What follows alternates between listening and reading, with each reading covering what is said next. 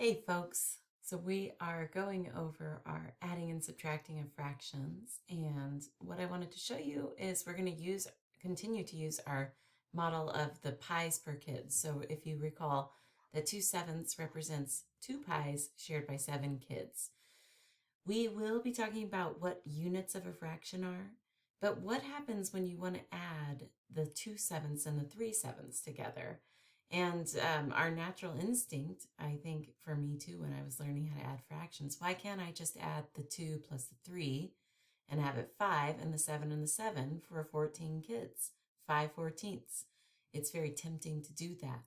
But the thing is that the fraction itself, this 2/7, is not a pie, just doesn't represent a pie. It doesn't represent a child. It represents 2/7. That's the amount of pie per child, if you can see that. Okay, so you can see that this first one represents 2/7. And remember, that's 2 pies given to 7 kids, the amount of pie one child receives. But then this same child, because we have these 7 children, receives from this other group 3 pies with the 7 children. So that's the 3/7.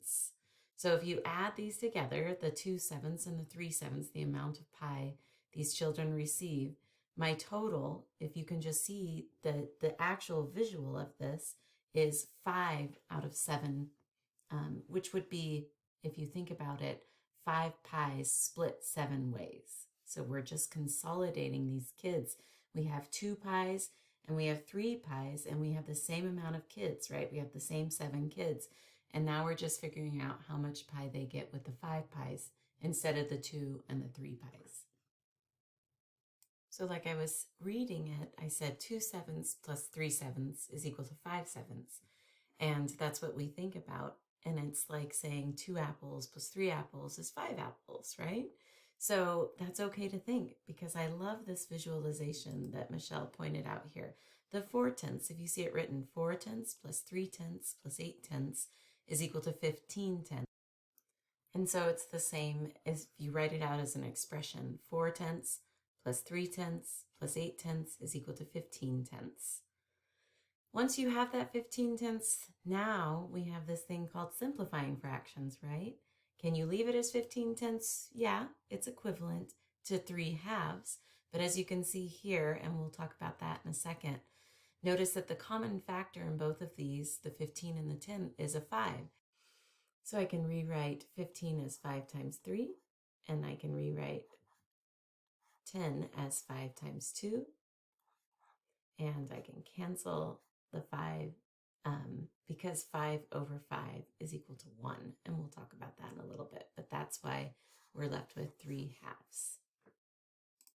And I was talking about this before, but if you see right down here, the amount of pie each kid gets when 7 kids share 2 pies, plus the amount of pie each kid gets when the same 7 kids share the 3 pies. That's why it's the total is the amount of pie each kid gets when 7 kids share the 5 pies. So you can see our model, the A over D plus B over D is equal to basically summing the numerators together, A plus B, and that counts as the total pies. The number of kids stays the same. So what do we do when the number of kids is different? We're going to talk about that right now. So we're going to ask the question, suppose Poindexter is part of a team of 5 kids and he shares 2 pies. That's the 2/5. Then later he's part of a team of 3 kids and shares 1 pie.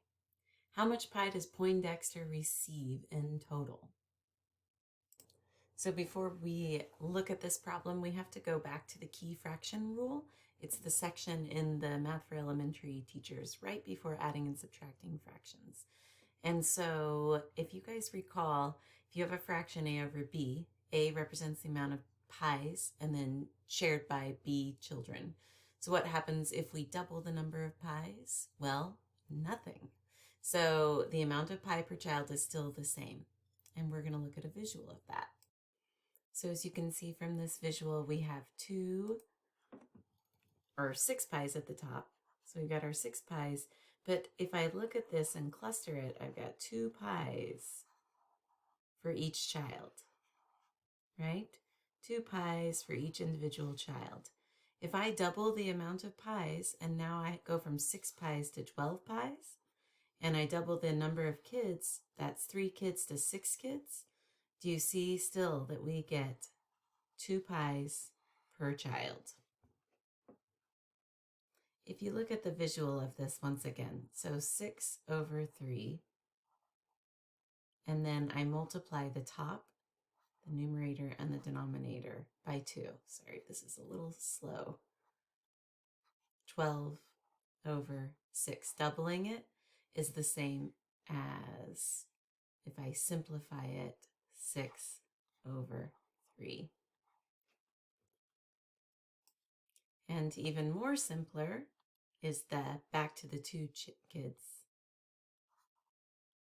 per 1, 2 pies per 1 child.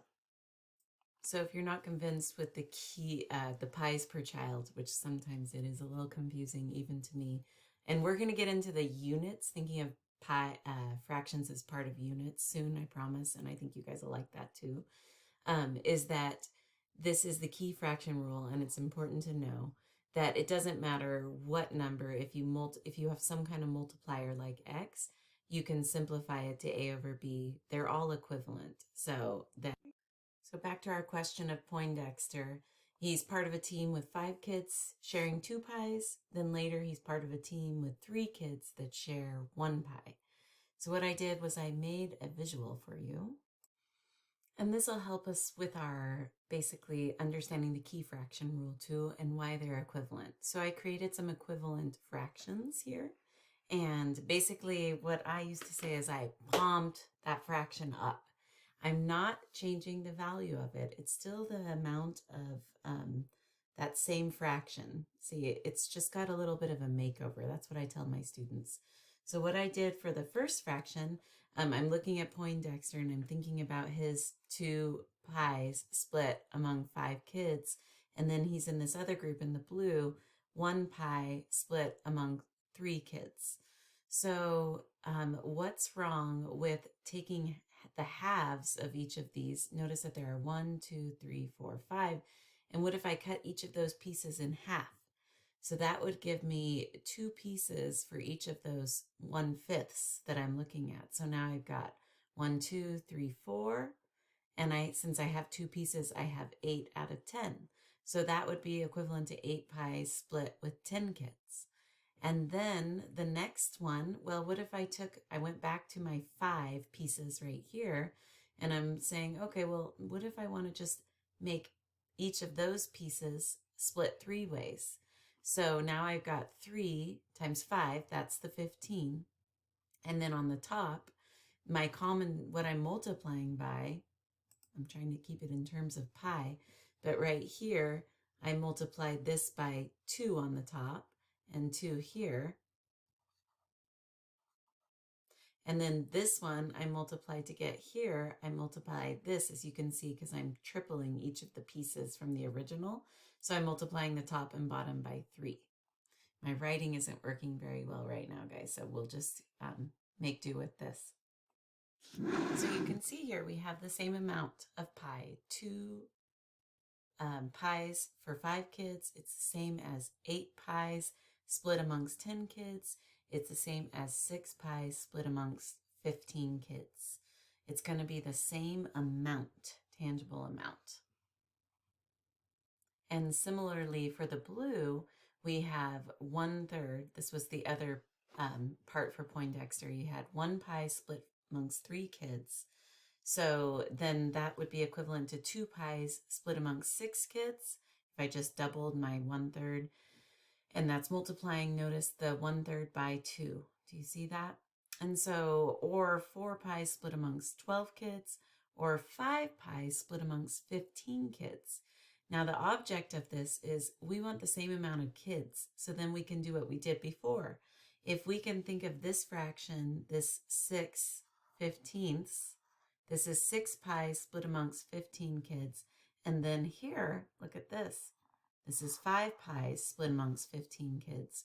then I know from our previous rule of adding the two numerators together that we can say 6 plus 5 over 15 is equivalent to 11/15. So we're basically we're giving these fractions a makeover, and we're looking for them to have the same amount of kids in each. So then that we can add the number of pies together. So here's another example in your book that you can look at. So we've got the 3/8 and we're adding 3/10. What you do is you just multiply, find different multipliers. So to get 6/16, I multiplied the top and bottom by 2.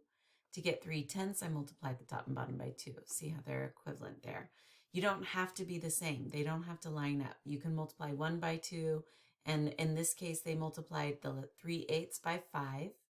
And it looks like to get this common denominator, they multiplied the 3/10 by 4. Do you guys see that? So once you have those together, then you can combine them because you have the same amount of kids, and you can figure out how many pies those kids are going to get per kid, the amount of pies per kid.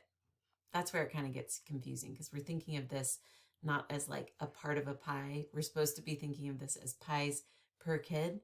And now our next section, when we come to class tomorrow on Thursday, we're going to think of it as a unit, as a part of a whole, which is kind of what we've always been doing. But this, you can see it's, honestly, I think it's a little confusing, but I think if you're just learning fractions, it might be really a nice way to do it, to think about getting common denominators and what it means and why we only add the top versus just the, and not the bottom or the denominator.